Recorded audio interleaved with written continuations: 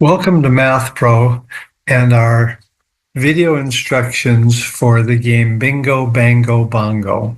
We should start out by saying if you are not familiar with our game ColorUp, you're watching the wrong video because Bingo, Bango, Bongo is just a three-person version of ColorUp.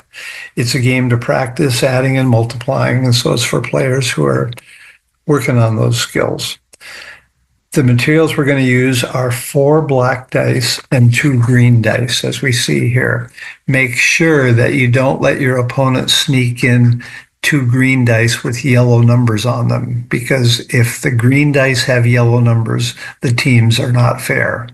The green multiplication dice are going to take on the 4 black addition dice. And in this game, as you can see, we've got 3 players. So one player is going to have green, one player is going to have black, and the other player is going to pick either bingo or bango or bongo.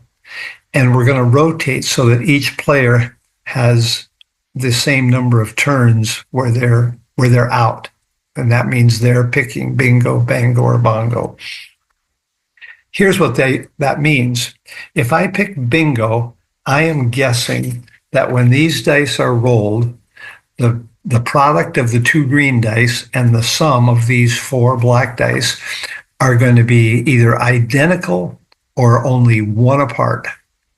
Now, the teams are very even. Their averages are almost identical, but very rarely does that happen because these green dice are very inconsistent. They get really high scores or really low scores, while the black dice are consistent. So I'm taking a big risk if I guess bingo. But if I say bingo and that happens, I get 50 points. And these 2 players who rolled, they get nothing. So that's a risky pick to pick bingo. The other thing I can pick is bango. Bango is the same principle, but they don't have to be that close. If the product and the sum are within 6, less than 6, they're either identical or 1 apart, 2 apart, 3 apart, 4 apart, or 5 apart. I get 25 points for picking that. And the players who rolled, they get their score, but they have to subtract 15. Even bango doesn't happen very often. Or the most conservative pick is where I'm going to guess bongo. Bongo means I'm saying that this score and this score are less than 10 apart, all the way up to 9. That will happen between 25 and 30% of the time. And if it does happen, this person gets their score, this person gets their score, and I get 25. If the difference is more than 9, it's 10 or more, then no matter what I picked, I get nothing. And that would have been the case here. If this person had 48, and if we add these up, we get 21, you can see they're not even close. But let's play a couple hands just so you can get the idea. So we've got Emily, Mike, and Steve are going to play. I put a little dot by the player who's out, right?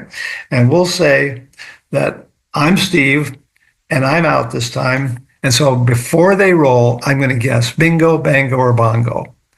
Because I'm the conservative type, I'm going to guess bongo. Right? That's the one where I'm the most likely to get something. Emily is the big risk taker. She says, I'm going to roll the green dice and hope I get a good score. Uh-oh. She got a 4 times 3, right? She got 12 points. Now, I'm hoping that Mike gets a low score too, so that they'll be close. But Mike's going to roll his 4 black dice. We're going to add them together. And again, it's practice addition, right? Some of us would go, that was a 6. 6 plus 6 is 12. Plus 8 is 20. Plus another 8 is 28. We've got another game for just practicing doing that addition. But Mike got 28 points. They were not within 10 of each other. So I got nothing. And then we go to the next round. We'll demonstrate one more round. So now Mike's out. So Emily and I are going to roll. Who gets to choose what color? I do. Why? Because I have a lower score than Emily. Whoever has the lower score gets to choose. Because I'm not a risk taker, I say I'm taking black. Right? So I'm going to roll these 4 black. Oh, no. I messed it up. Before I roll, Mike has to pick. Right? Mike says he's ahead, but he's going to try and take us out. He's going to guess bingo. I'm going to put an I there, just I for bingo. That means he's guessing that Emily's and my scores are going to be almost identical. And if they are, no matter if they're good or bad, we're getting nothing. And he's getting 50 points. Like I said before, I get to roll first because I get to choose. I chose black. So I roll those black. And we can add them up. Right? 24 plus 6 is 30. So I got 32. I don't know if I got my 32 yet, because if Emily gets a 32, I'm going to get nothing. Right? She's going to roll hers, and she rolled 7 times 3. So 7 times 3 is 21. I had 32. They are not within 10. They were not identical. So Mike got nothing. Emily got 21. And what did I get? 32. So now we add up our scores and check it out. Emily's at 33. Mike's at 28.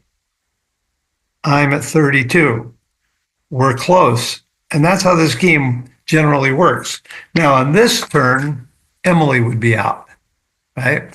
Mike and I get to roll. Who gets to pick their color? Mike does, because he's got a lower score than I do, right? Emily picks what she wants, and we go. And we're going to go through that rotation twice, 6 rounds, and you watch.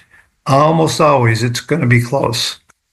And as always with MathPro, you can count on fun.